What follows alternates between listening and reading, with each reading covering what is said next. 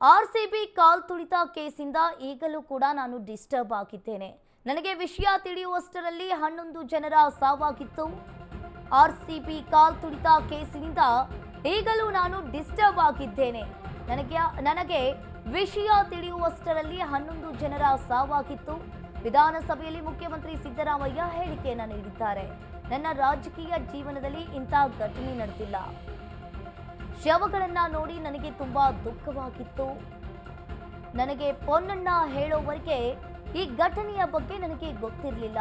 ವಿಷಯ ಗೊತ್ತಾಗ್ತಾ ಇದ್ದಂತೆ ದಯಾನಂದ್ಗೆ ನಾನು ಫೋನ್ ಮಾಡಿದೆ.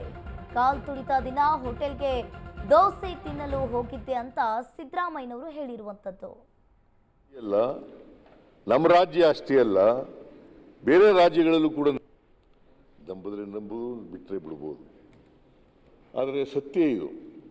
5:15 ನಾನೇ ಪೊನ್ನಣ್ಣ ಹೇಳಿದ ಮೇಲೆ ಕಮಿಷನರ್ ದಯಾನಂದ್ ಅವರಿಗೆ ಫೋನ್ ಮಾಡಿದೆ. ನಾನು ಹೋಟೆಲ್ನಿಂದಲೇ ಫೋನ್ ಮಾಡಿದೆ. ತಿಂಡಿ ತಿಂದ ಮೇಲೆ ಇದು ಗೊತ್ತಾದ್ದು.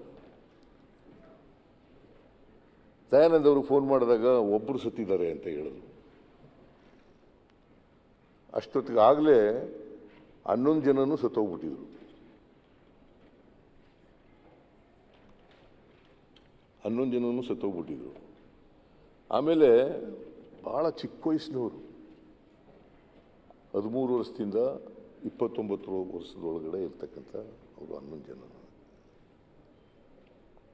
ಬಹುಶಃ ಭವಿಷ್ಯದಲ್ಲಿ ಏನಾಯ್ತಿದ್ರು ಗೊತ್ತಿಲ್ಲ. ಅವರು ಏನೇನು ಸಾಧನೆ ಮಾಡ್ತಾಯಿದ್ರು, ಏನು ಮಾಡ್ತಾಯಿದ್ರು ಗೊತ್ತಿಲ್ಲ ನನಗೆ. ಅಂಥವರು 13ರಿಂದ 19 ವರ್ಷದೊಳಗಡೆ ಸತ್ತೋಗ್ಬಿಟ್ಟಿದ್ದಾರೆ. ಅಲ್ಲ, 29 ವರ್ಷದೊಳಗಡೆ ಸತ್ತೋಗ್ಬಿಟ್ಟಿದ್ದಾರೆ. ಸೊ ಅದು ನನಗೆ ದುಃಖ. ಯಾರಿಗೆ ಮನುಷ್ಯತ್ವ ಇರ್ತಕ್ಕಂಥವ್ರಿಗೆ ಈ ದುಃಖ ಬಂದೇ ಬರ್ತದೆ. ಬರೀ ಅವರ ತಂದೆ ತಾಯಿಗಳಿಗಲ್ಲ, ಬೇರೆಯವ್ರಿಗೂ ದುಃಖ ಬರ್ತದೆ. ಯಾಕಂದರೆ